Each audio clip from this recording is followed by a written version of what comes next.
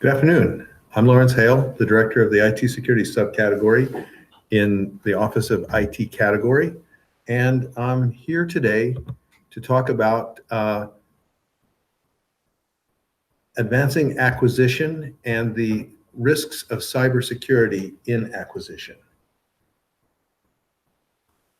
Today we'll cover the topics that you see on the agenda, and in a minute I'll share with you the objectives, the learning objectives for today's meeting. We'll be talking about emerging technologies such as Internet of Things, artificial intelligence, and fifth generation cellular technology. And in each of those areas, we'll be discussing the laws and regulations, potential threat factors appropriate for each of those areas, recommendations, and then the cybersecurity acquisition challenges and cybersecurity procurement analysis appropriate for each of those emerging technologies.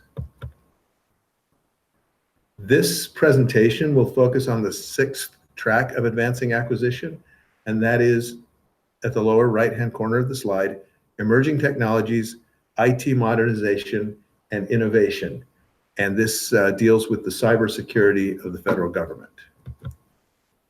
So today's training objectives: upon completion of this training, participants will be able to recognize emerging technologies which pose a cyber threat to the critical infrastructure, identify the most common types of risk factors related to these emerging technologies, understand the cybersecurity acquisition challenges of procuring these emerging technologies, and understand mitigation strategies that can be adopted to reduce the risk.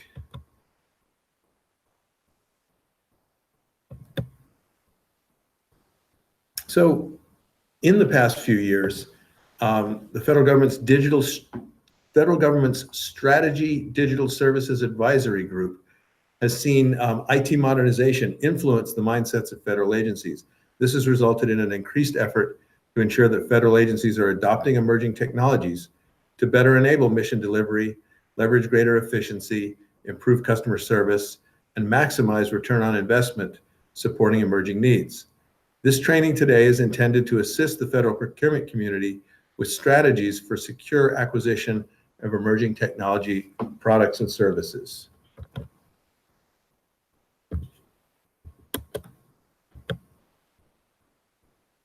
So the top three emerging technologies that impact the cybersecurity of federal enterprise information technology that I'll cover today are the Internet of Things, also commonly referred to as IoT, artificial intelligence, commonly known as AI, and the fifth generation cellular network technology, commonly known as 5G.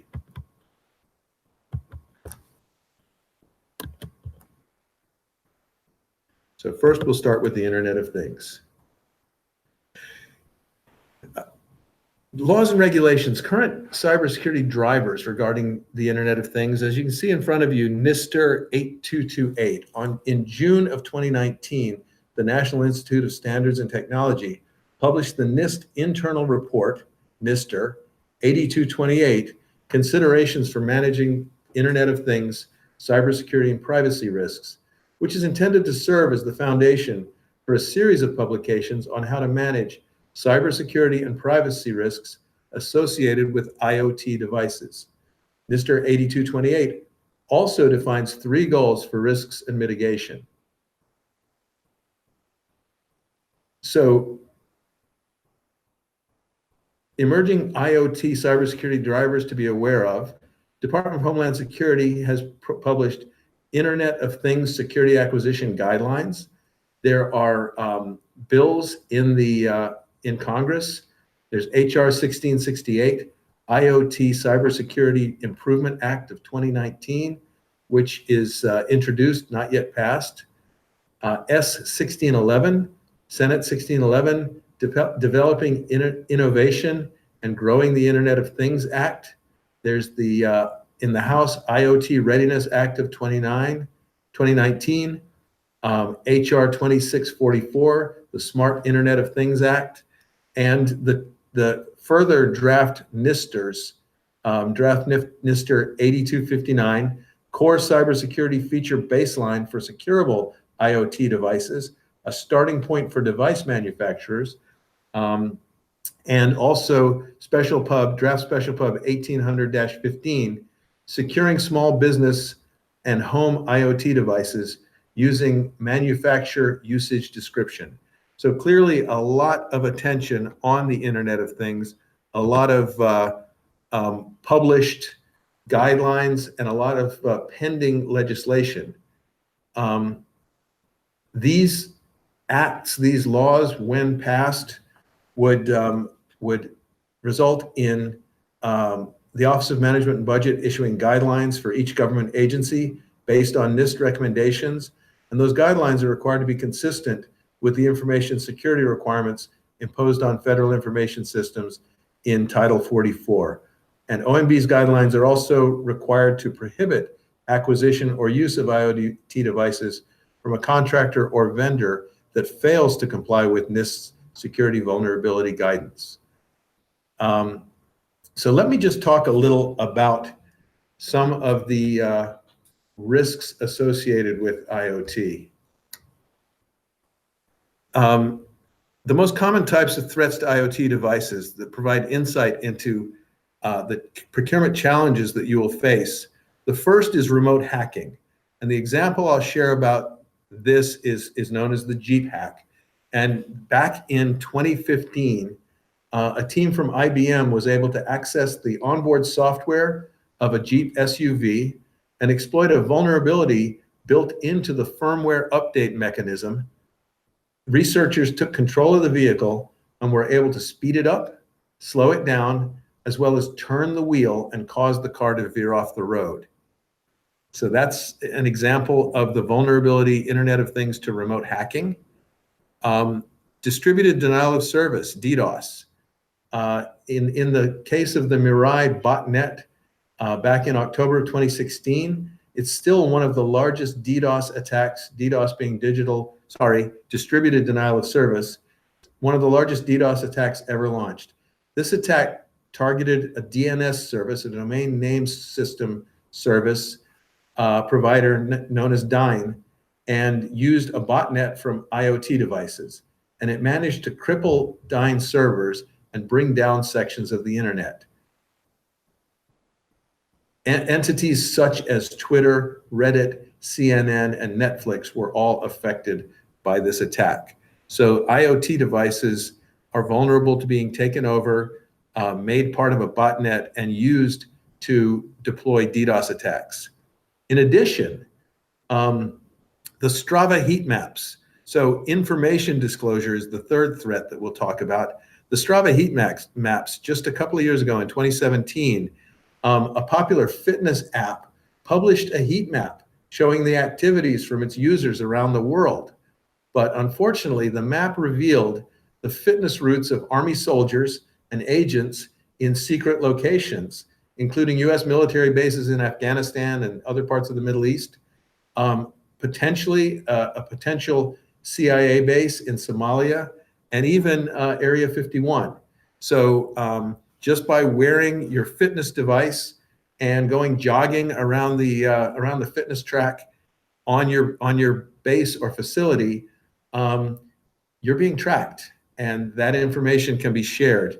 It was actually published on the internet in a way to show the value of these devices and how many people are using them in how many different places in the world.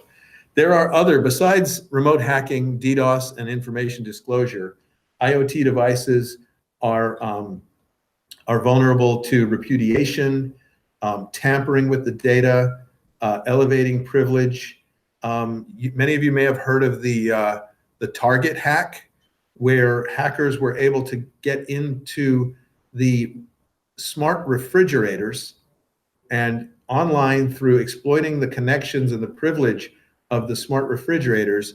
They then were able to access Target's credit card database and exploit the customer database and gain credit card numbers. So the recommendations for the federal procurement community is to understand the procurement risks, The Internet of Things is a rapidly evolving and expanding collection of diverse technologies that interact with the physical world. Yet many of us are not necessarily aware of the large number of IoT devices already in use. Understanding both existing and future usage of IoT devices can enable organizations to identify IoT's effects on managing cybersecurity and privacy risks, as well as how such risks differ from those of conventional IT devices. With the publication of NIST 8228, Considerations for Managing Internet of Things, Cybersecurity and Privacy Risks, NIST provides guidance for federal agencies and other organizations to better understand and manage the risks associated with individual IoT devices throughout the life cycles of those devices. It also considers 3 high-level goals for risk mitigation. Those 3 goals are device security, data security, and individual privacy. And this introductory report provides the foundations for a planned series of publications on more specific aspects of the topic of IoT. So the cybersecurity acquisition challenges for IoT include the physical security of the device itself, security planning. So many manufacturers that make these things are not building security into the devices. The business drivers, limited security sponsorship and management in support of the development of IoT products.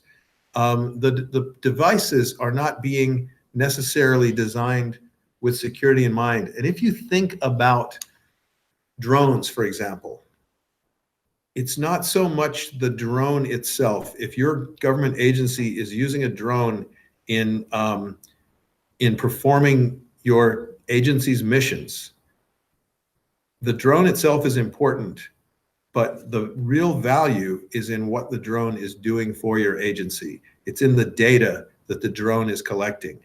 And what is that drone doing with that data? In addition to downloading it for you, is it also sending it to someone else? Who made that drone? Who made the software and the firmware that is on that drone? So all of those are considerations that need to be thought about in dealing with Internet of Things devices. So before procuring an IoT device, we should ask ourselves questions such as these. Does this IoT device have a way to identify itself when connecting to networks? Does the IoT device have a way to change its configuration or manage security features? In other words, can your operators manage the security features on this device, or will its configuration be changed manually, remotely by the manufacturer? As I mentioned before, it's the data. Does the IoT device encrypt the data that it stores and transmits to obscure and protect that data from unauthorized access and modification? Does the device limit access to its local and network interfaces? In other words, can somebody remotely get onto the device and take control of it? Does the device have the functionality to receive automatic updates from the manufacturer? That can be both a good and a bad thing. You want to be able to keep the security features of the device current, and to have the manufacturer, if it's a trusted manufacturer, have that manufacturer provide updates and patches when they're available. But you don't want to be buying IoT devices from non-trusted manufacturers who can change the configuration of the device remotely and access your data. Lastly, cybersecurity event logging. Does the device log cybersecurity events and make those logs available to either you as the owner or the manufacturer? Next, we'll be talking about artificial intelligence, or AI. Again, first, we'll talk about the laws and regulations. So current AI legislation, on 11th February, so a year ago, 2019, the president issued Executive Order 13859, pictured here, on maintaining American leadership in artificial intelligence, which reflects the importance of technical standards in enabling innovation, public trust, and confidence in AI technologies. This executive order instructs NIST to develop a plan to guide federal agencies' engagement in the development of AI technical standards, with the goal of ensuring that the technical standards minimize vulnerability to attacks from malicious actors, and reflect federal priorities for innovation, public trust, and public confidence in systems that use AI technologies, and develop international standards to promote and protect those priorities. So in addition to the executive order that I just mentioned, there are a number of bills on the Hill. There's Senate 1558, the Artificial Intelligence Initiative Act, HR 2575, AI in Government Act of 2019, and House Resolution 153, supporting the development of guidelines for the ethical development of artificial intelligence. These acts, for example, would affect AI procurement by requiring large companies that reach either 1 million devices or make $50 million per year to do an automated systems impact assessment and data protection impact assessment, provide a detailed description of the decision-making system and the data used to train it, and assess the risk that impacts data accuracy, fairness, bias, discrimination, privacy, and security. So with AI, as I mentioned with the Internet of Things, there are a number of potential threat factors. The most common types of threat to AI that will provide you some insight into the categorization of AI procurement challenges are things like smart phishing.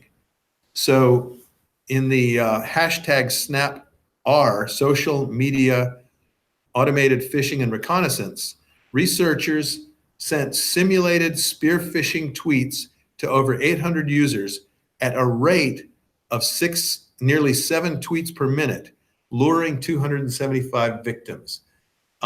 These researchers were from the security firm ZeroFox, and they conducted an experiment to see who was better at getting Twitter users to click on malicious links, humans or AI.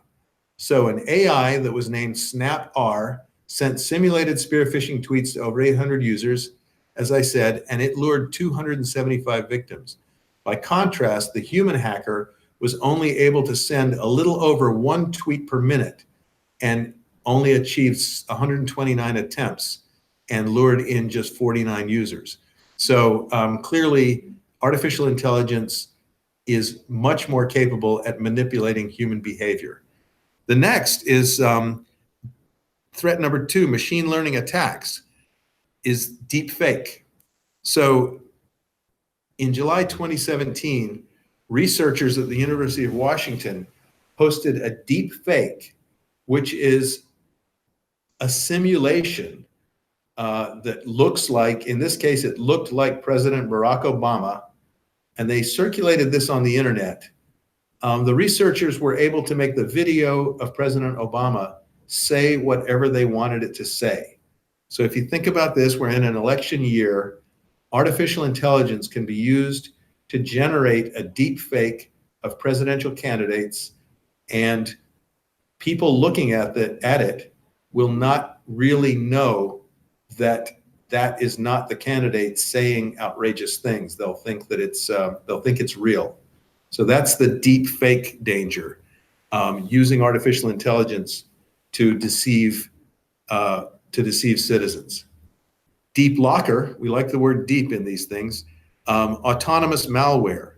So in August 2018, this artificial intelligence guided malware used neural networking technology to pinpoint specific targets and deploy tailored strikes, and avoided detection by basically materializing only at the moment of the attack. So you've essentially got the capability to do stealth hacking using autonomous malware with artificial intelligence. In addition to these 3 areas, prototype AI attacks, low and slow data exfiltration. So artificial intelligence can be used to grab data at a rate that avoids detection by common intrusion detection capabilities, because it's able to operate below the detection threshold.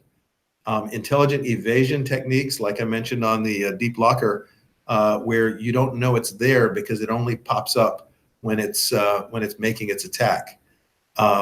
Automated botnets and injection attacks, among other things. So the recommendations for the federal community in dealing with artificial intelligence and procuring artificial intelligence, first of all, is the NIST, August 2019 NIST release of U.S. Leadership in AI, a plan for federal engagement in developing technical standards and related tools.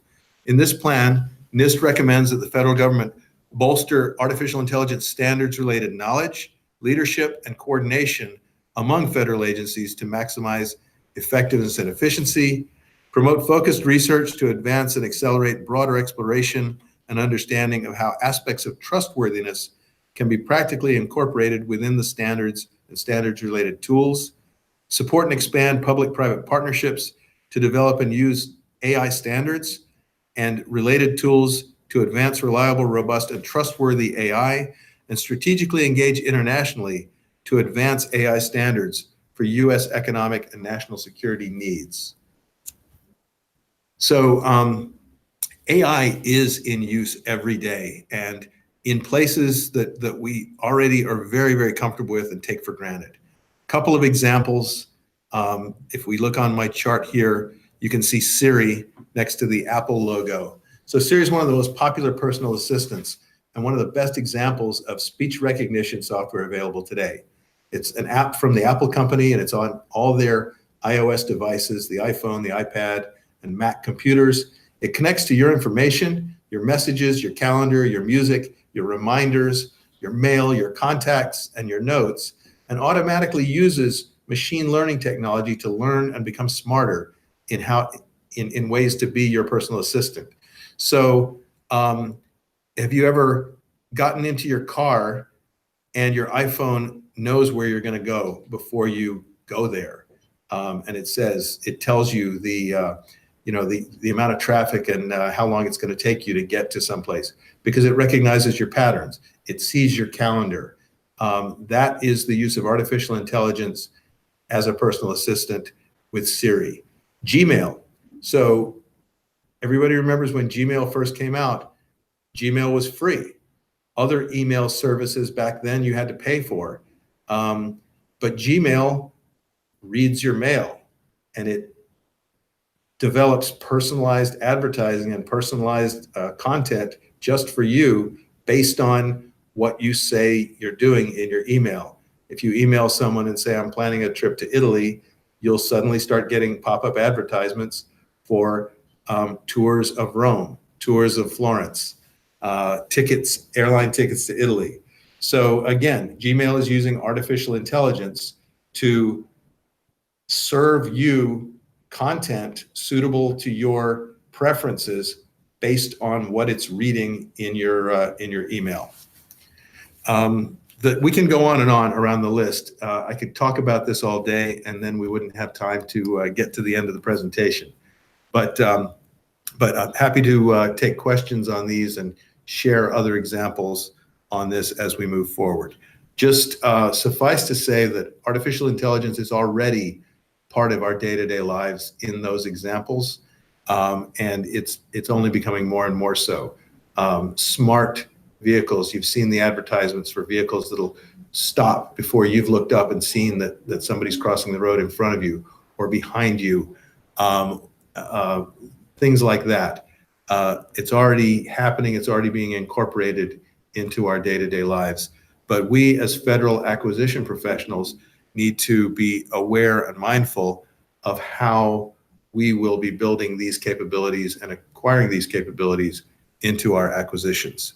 So again, a list of 7 cybersecurity acquisition challenges around acquisition of artificial intelligence.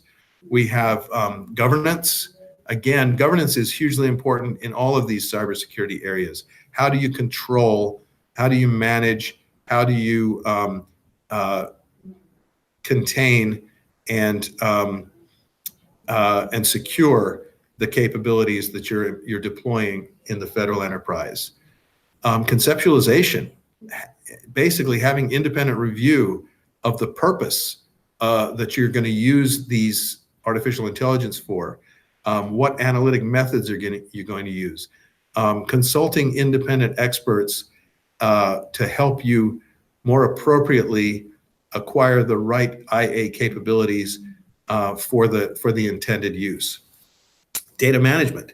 How much of your data is the artificial intelligence going to get access to, and what data is it going to use, and what are the data quality requirements around that, and so on down the list. The AI model development, implementation, AI model use and decision making, because artificial intelligence can be programmed to make decisions, to act on behalf of the system that it's supporting, and real-time monitoring of the environment and maintenance of capabilities to respond rapidly to potential threats or vulnerabilities in the cybersecurity management of the artificial intelligence. So before procuring AI products and services, acquisition professionals should ask these types of questions, such as, does the agency implement AI frameworks that support AI and machine learning-based products and services? Do we have AI-specific security training to ensure that engineers and developers are aware of the risks posed to the AI products and services being used?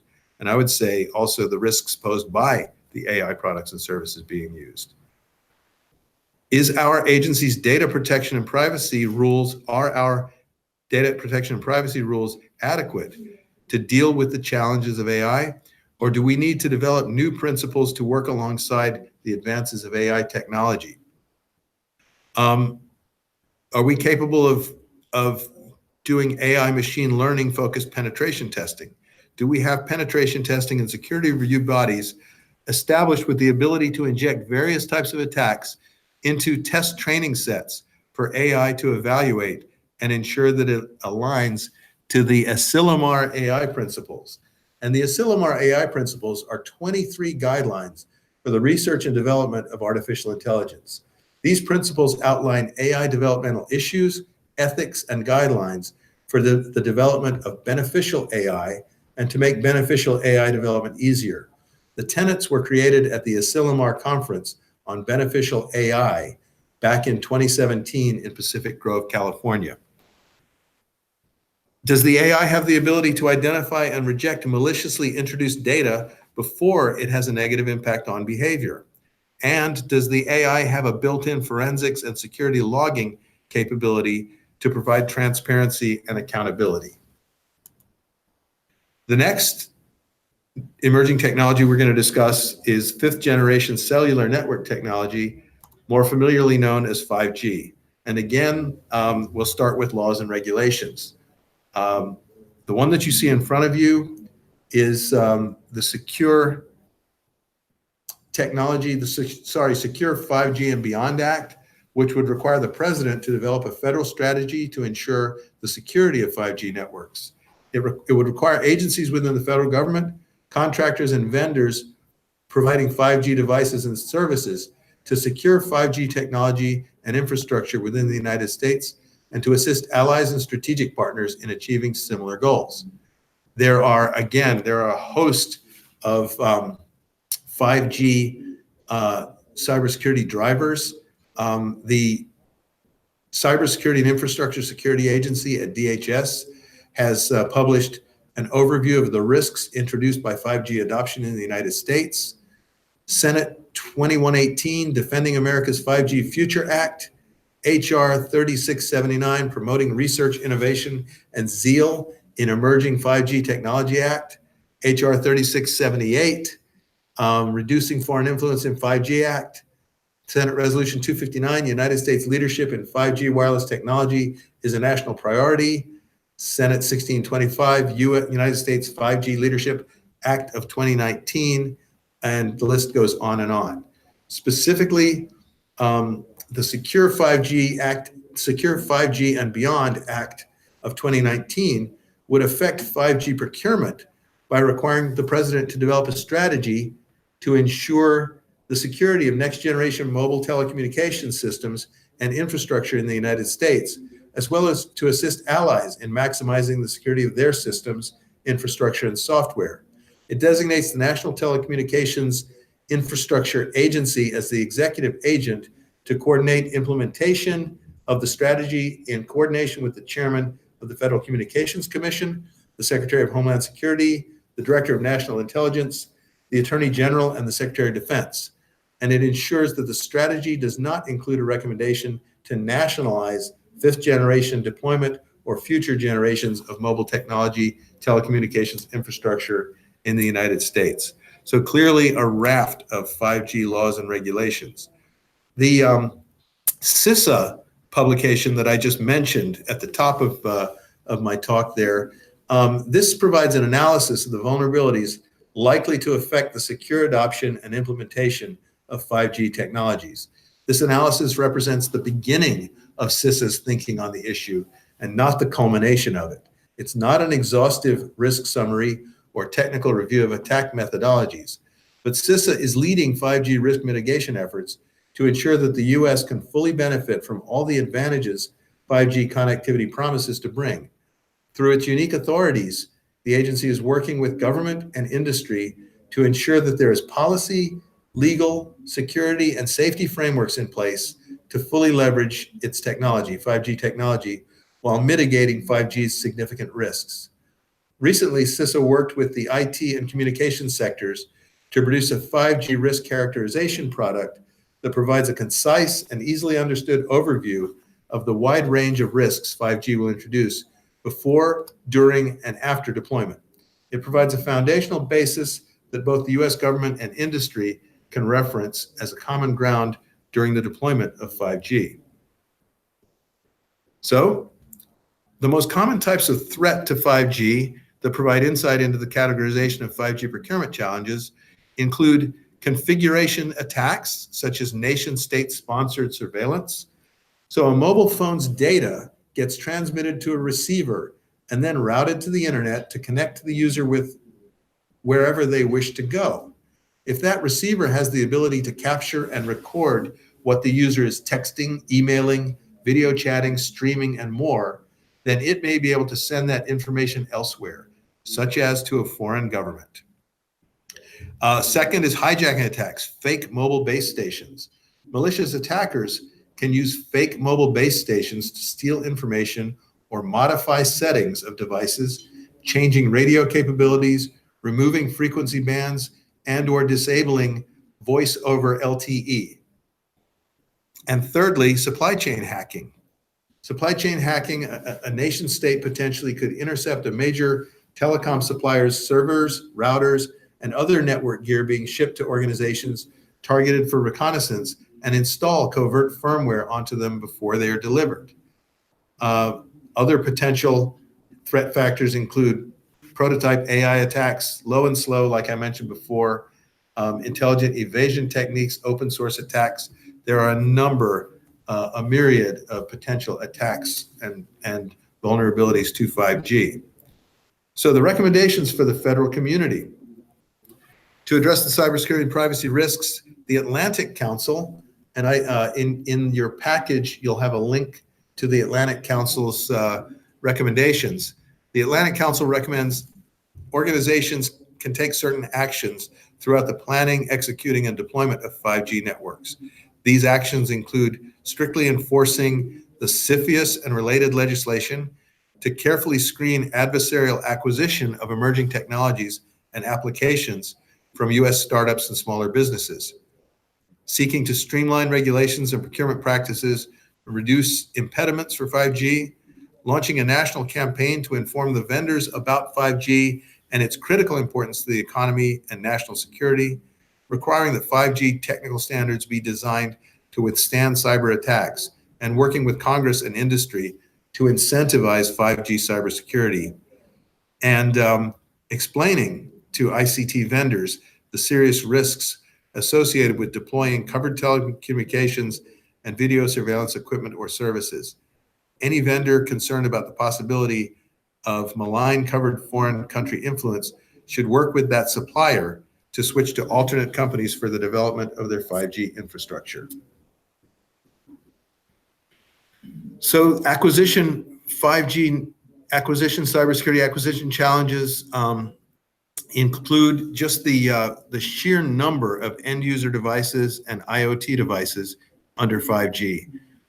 They need to be mindful of the security of their radio interface, the lack of cryptographic integrity protection on the user's data plane, meaning that if we're operating in a secure environment, we need to be sure that all the connectivity that a user is connecting to in the network has the appropriate security settings, and that when individuals are roaming on other networks, that the security parameters are updated to maintain the security of the device. In addition, signaling storms, distributed control systems may require coordination, and no security measures currently exist to protect the operating systems from denial of service attacks. So the configurations must be set with that in mind. Before procuring 5G services, acquisition professionals should ask the following questions. Does the telecom provider isolate the virtual network function within a commissioned network slice from the enterprise data and applications?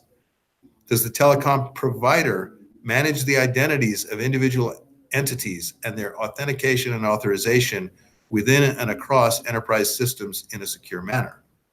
Does the telecom provider encrypt the data it stores and transmits in order to obscure and protect it from unauthorized access and modification? Does the telecom provider use information and communications technology from any prohibited entities? What is the supply chain for your chosen telecom provider? Can you as the customer control the encryption?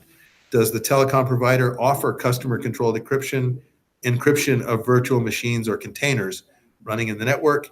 And does the telecom provider offer centralized management, lifecycle management of the encryption keys by self-provisioned software or by means of a hardware security module?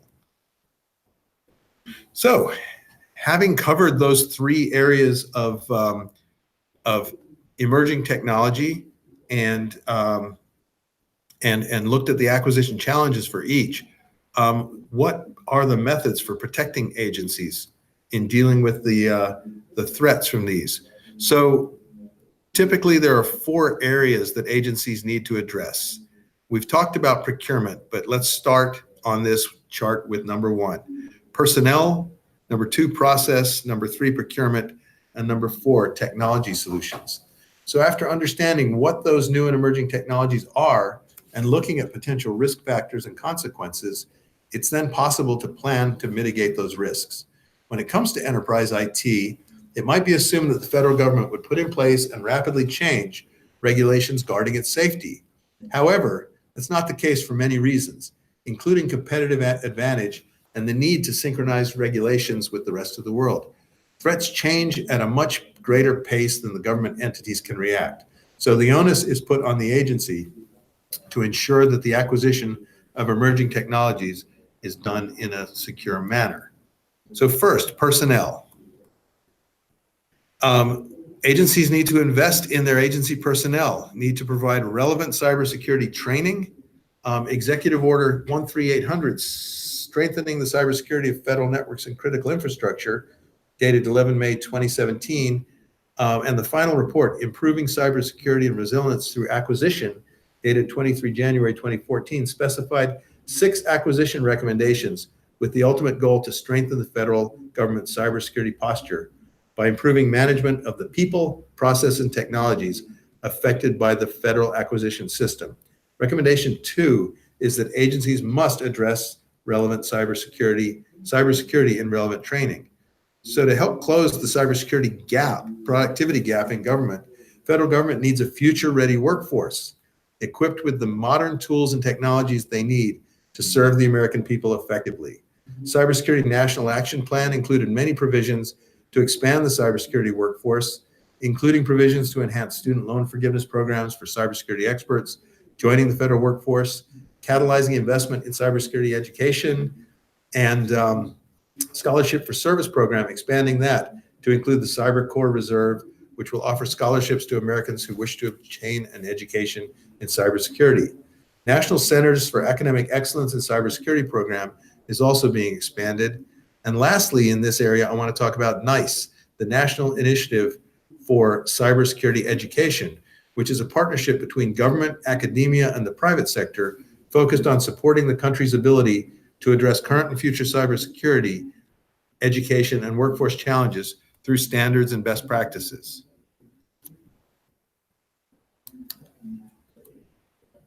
So many people are aware that hundreds of thousands of cybersecurity positions in the United States are currently unfilled.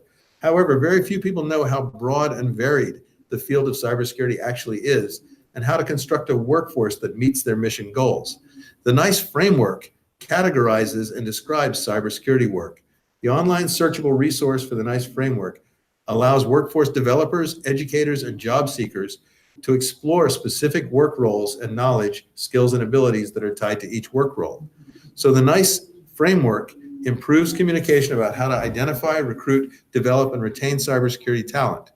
It's a resource from which organizations or sectors can develop additional publications or tools that might meet their needs or define or provide additional guidance on different aspects of workforce development, planning, training, and education.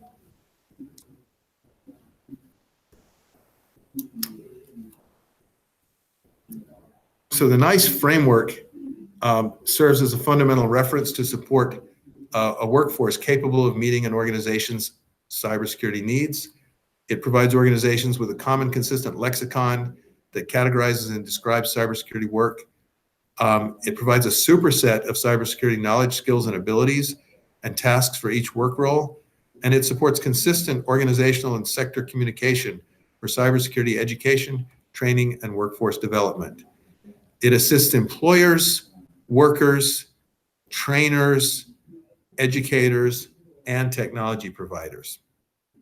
So people, processes. Processes, to implement secure processes using our acquisition regulations, federal acquisition regulation, and DFARS serve as guidebooks to government contractors and outline the rules, regulations, and processes that must be followed by government contractors throughout the acquisition planning, contract formation, and contract administration processes. Supply chain risk management. Through focused supply chain risk management initiatives and industry partnerships, agencies can work to advance the security and resilience of the nation's cyber infrastructure. Cybersecurity frameworks. GSA's highly adaptive cybersecurity SIN. So to provide further support to agencies with high value assets, GSA has developed the highly adaptive cybersecurity special item number to provide agencies ability to test their high priority IT systems, rapidly address potential vulnerabilities, and stop adversaries before they impact high value asset networks. People, process, procurement. So protect acquisitions through secure procurement, through vendor risk management, understanding the vendors that you're dealing with, understanding the capabilities of the different companies that you're trying to procure these emerging technologies from, understanding who owns the companies, who's invested in the companies, who they partner with. So understanding through open source vendor risk assessment capabilities, who you're dealing with and what their capabilities are and what laws they're subject to.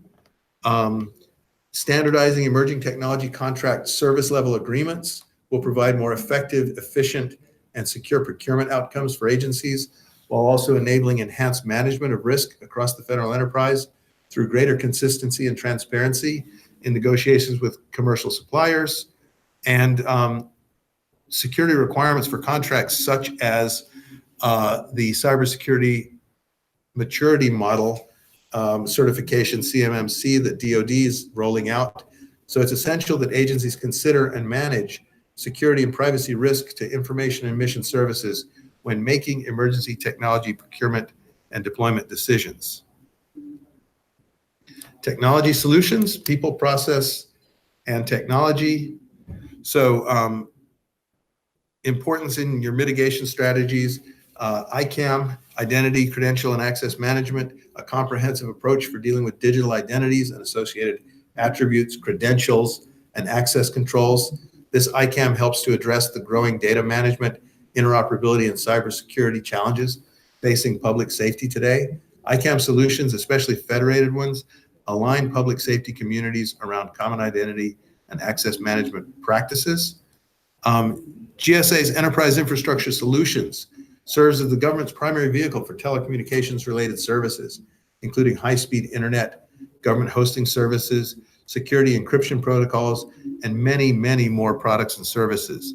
Continuous Diagnostics and Mitigation Program, which is a dynamic approach to fortifying the cybersecurity of government networks and systems. The CDM program provides cybersecurity tools, integration services, and dashboards to participating agencies to support them in improving their respective security posture with objectives to reduce the agency threat surface, increase visibility into the federal cybersecurity posture, improve federal cybersecurity response capabilities, and streamline FISMA reporting, Federal Information Security Modernization Act reporting. And lastly, FedRAMP, the Federal Risk and Authorization Management Program, which deals with the authorization of cloud and cloud-based capabilities for federal agencies. In conclusion, the evolution of technology not only opens the door to exciting new government services, but it also opens the door to a number of potential risks and attack vectors. Cyber criminals are already taking advantage of the lack of security in these technologies by exploiting new and pre-existing vulnerabilities. From an acquisition perspective, agencies must be cautious in their choice of vendors and carefully screen adversarial acquisitions of emerging technologies to obtain sufficient assurance that the procured technologies will be able to meet cybersecurity and privacy requirements that are proven to directly reduce the risk of exploitation. With that, we will be open to questions from the audience.